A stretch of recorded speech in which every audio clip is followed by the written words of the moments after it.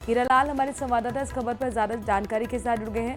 हीरालाल, कितनी कॉलोनियां जलमग्न हैं, कितनी कॉलोनियां प्रभावित दिख रही हैं? ऐसा लग रहा है जहां पर आप खड़े हैं वहां तो पीछे नदी चल रही हो।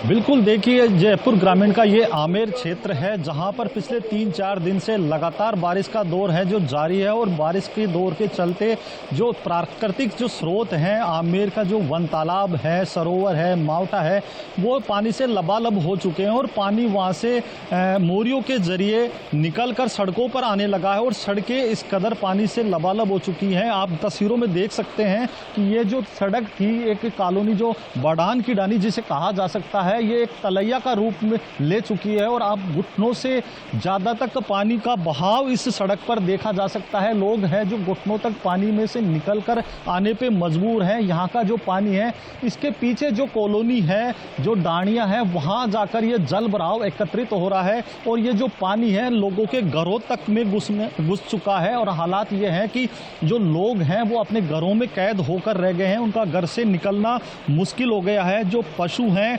उनको चारा तक वो नहीं डाल पा रहे, जो बच्चे हैं वो स्कूल नहीं जा पा रहे, लोग हैं जो अपने कामकाज, जो दैनिक जो उनके कामकाज हैं वो उनका प्रभावित हो रहा है। जो बेसमेंट है उसमें पानी भर चुका है। लोगों का जो घरों में सामान है वो पानी से पूरी तरीके से भीग चुका है।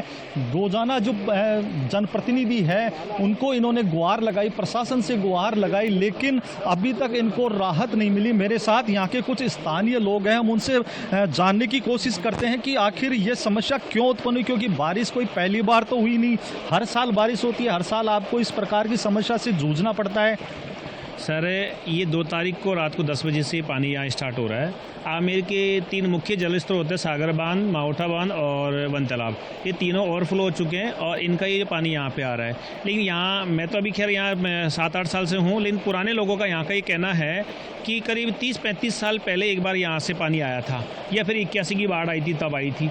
लेकिन ये जो या तो रास्ते अवरुद्ध कर दिए गए या जो भी कुछ कारण रहा है, उसकी वजह से लगातार 4 दिन से 4 से 5 फीट की ऊंचाई पे पानी बह रहा है। और बड़ान का बाग, सांकला की ढाणी, इनारत का बाग, वेदनगर, ये इलाके इतने ज़बरदस्त प्रभावित हैं कि सांकला की ढाणी और बड़ान के बाग में तो 7 से 8 फीट तक घरों में पानी भरा हुआ है और वो जो वहाँ के जो लोग हैं वो घर को छोड़ के दूसरी जगह मतलब रहने को मजबूर हो रहे हैं। और उनकी जो मवेशी जानवर हैं उनकी ये स्थिति है। 2 दिन बाद कल की कैसे व्यवस्था करके उन लोगों ने बाहर निकाला, नहीं 2 दिन तक अंदर कैद ही रहे।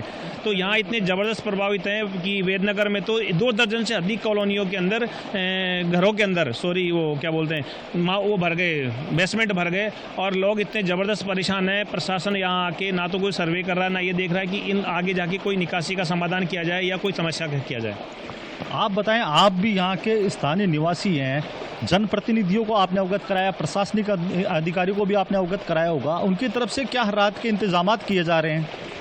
साहब, आपको बता दूं कि जनप्रतिनिधि तो पूरा सहयोग कर रहे हैं यहाँ के जो भी वह है, लेकिन प्रशासन का कोई आला अधिकारी यहाँ पे आने के लिए तैयार नहीं है।